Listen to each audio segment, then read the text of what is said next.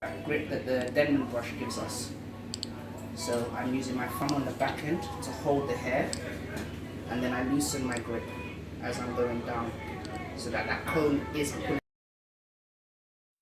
You take the comb like that. Oh, okay. Then I can concentrate in the root area, you see, before I slide down. Gives more tension. So look, I've gone in. You see, I go in like this. Hold on. You see, I'm pulling on the root. The way I'm folding it inside. Yeah. So it gives me more of a tug to get in at that root, to make sure it's straight. And you see how I did it? Then I will move down. Because some people's roots are very thick, and just sliding from the top, it doesn't work. So you do that little bubble effect, like that, to give me the grip to keep that root.